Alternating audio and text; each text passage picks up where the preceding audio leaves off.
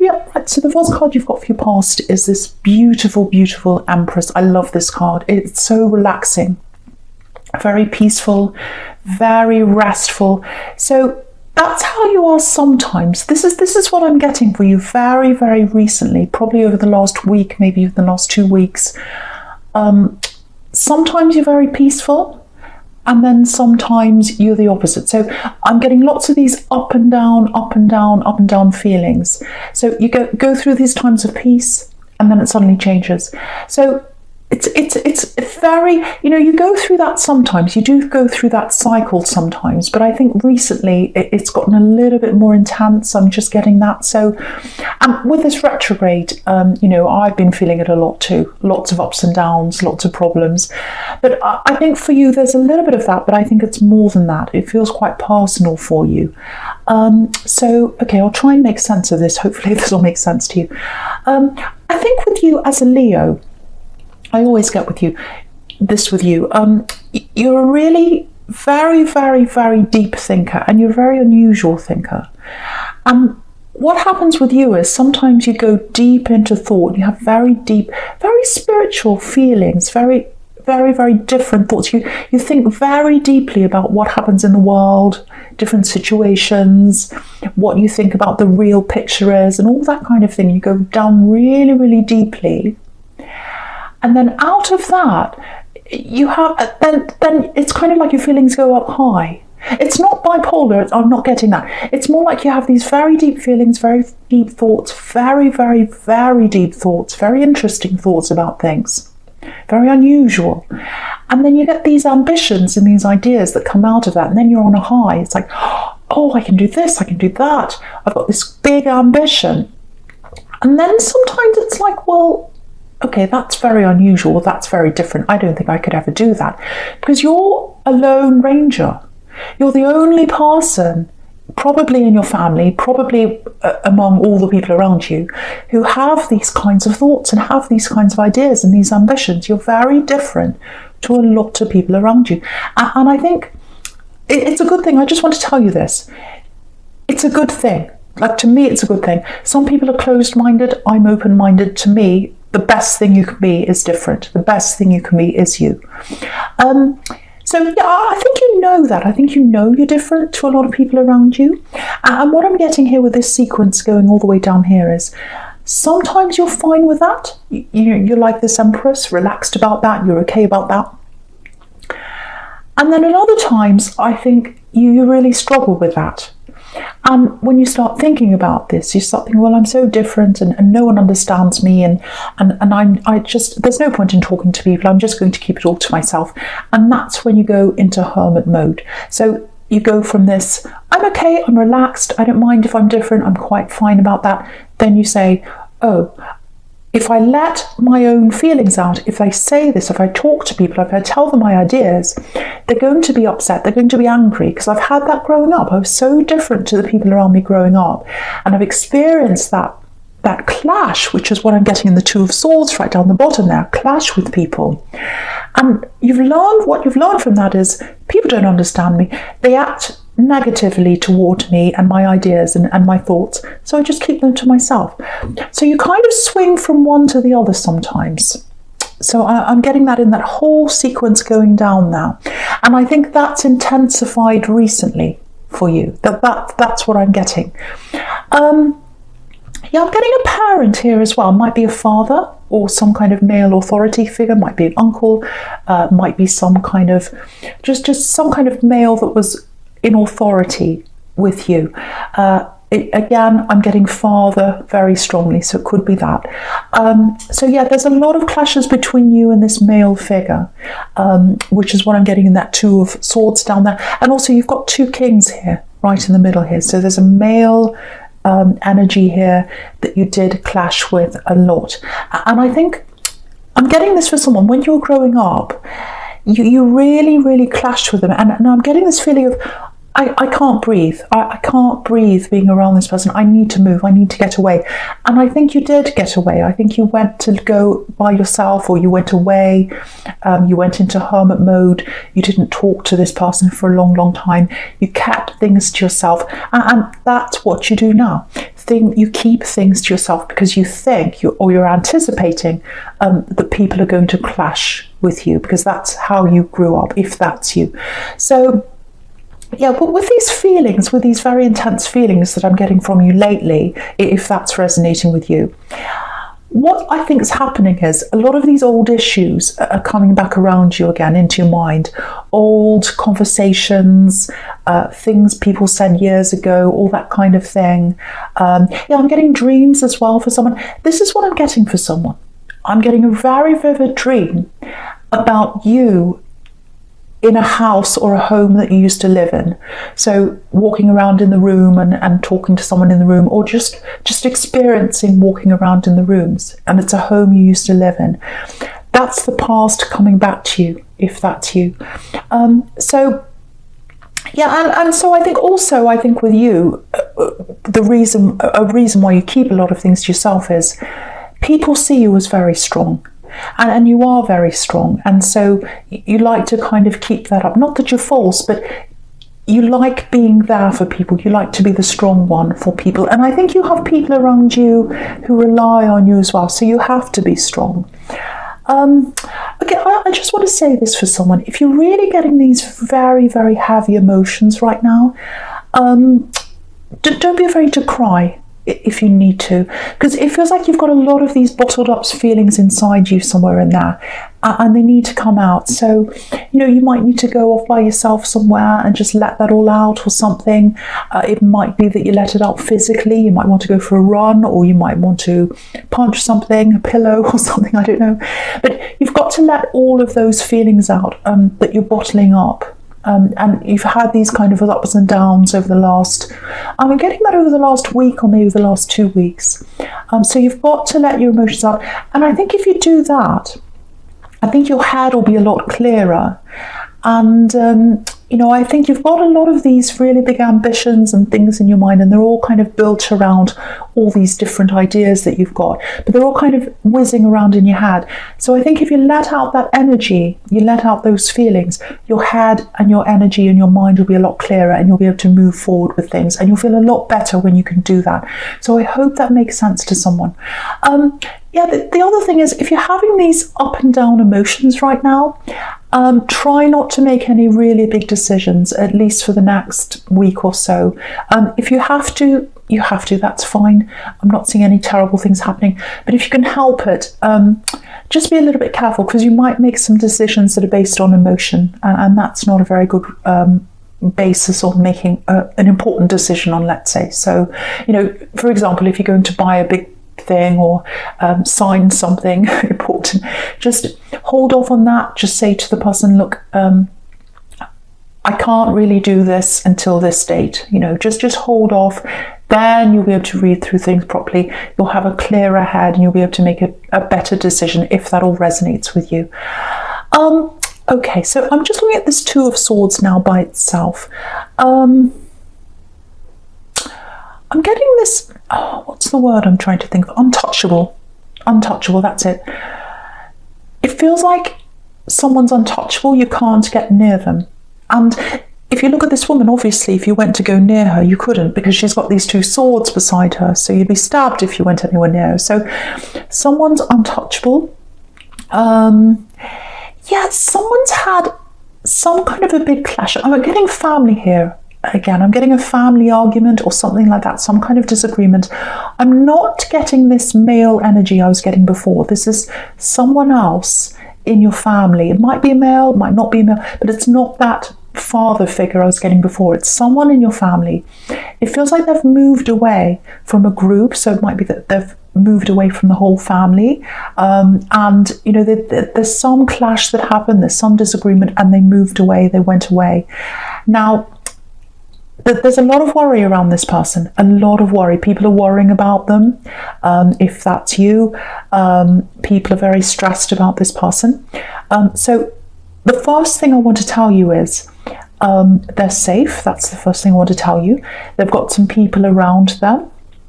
But they're hermiting when it comes to a lot of the old familiar people they used to be friends with and family members. So they're not talking to you. I can see that they're not talking to other family members. They want to keep to themselves for that time being, for the moment. The other thing I'm seeing is that you will be back together at some time. You will see them at some time. Because if you look at this Two of Swords, obviously the swords are separate. They're apart. So they're apart from you right now, and they're apart from a lot of other people right now. But then if you look to the right of this, you've got this beautiful Ace of Swords here. And the Ace of Swords can be about communication. It can be about two sides that have been in opposition coming together. So very, very beautiful, actually, because you're really close at one time. It might be a sibling. You're very, very close at one time. And so if you look at these two cards here, you've got these two swords that are separate. And then in the Ace of Swords, they start merging into one sword again. So two sides coming together. So you are going to hear from this person at some time. I don't think it's going to be soon. I'm not seeing it happening soon. I think they've got a lot to get over. They've got a lot.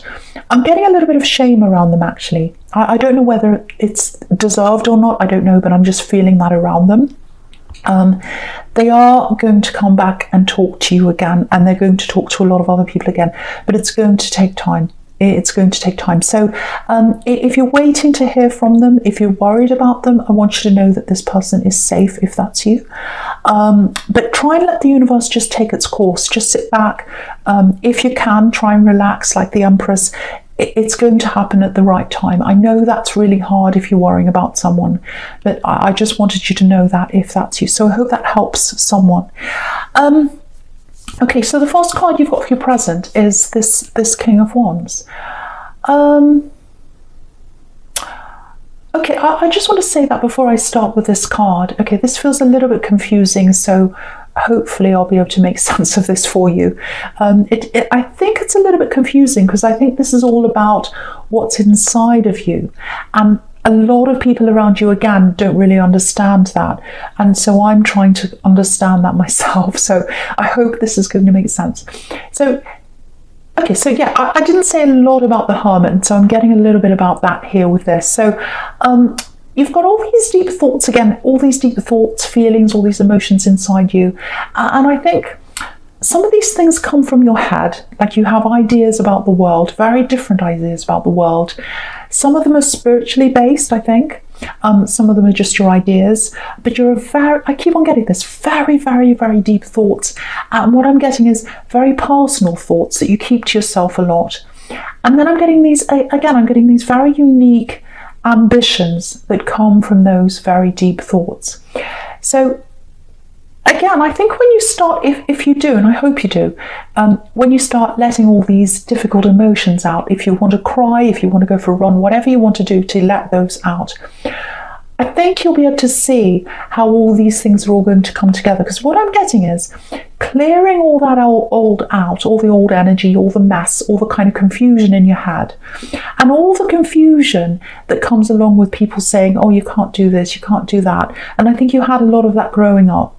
That's all going to go out of your head if you clear all this old energy out. And then what I'm seeing is there are all these different things that are all kind of merging together in your life. I don't know if this is going to make any sense to you, but I'm trying to explain this to you. So you've got deep ideas, you've got some kind of ambition that comes from that, and they're all going to merge together to form some kind of career, some kind of business, or something like that. So it might be something like, for example, it might be something like a podcast where you come out and talk about these ideas and people are interested. There are lots of really interesting ones around right now that are talking about the situation that's in the world right now. So it might be something to do with that. It might be something to do with a product that helps people. It's something very, very, very unusual. And whatever this is you've got inside you, it should come out. Some people are going to be very interested in this, and you really should take that into account, that this should come out of you, if that makes sense. So I think when this if you do make this into some kind of career or business or product or whatever this is, it's very, very different. So I can't really describe this properly. It's something that's very unusual. It's something that no one's seen before. That's what I'm getting. So I can't really describe it. It's something that's inside you, though. You know what this is, if that's you. But yeah, if you start this business, I'm getting, in the beginning, I think there's going to be a little bit of discouragement. So it might be that you struggle to make money at the start because there aren't any pentacles in this whole reading here, in this whole spread. So, but what I'm getting is, don't give up, keep going, because the money is going to come later on. It's not here now in this spread, but it's going to come later on if you keep going. And the other thing is, I keep on getting this. It's very, very unique, very different. Just like you, very different, very unique. There's nothing like that in the whole world. And again, with this Hermit, I keep on seeing this.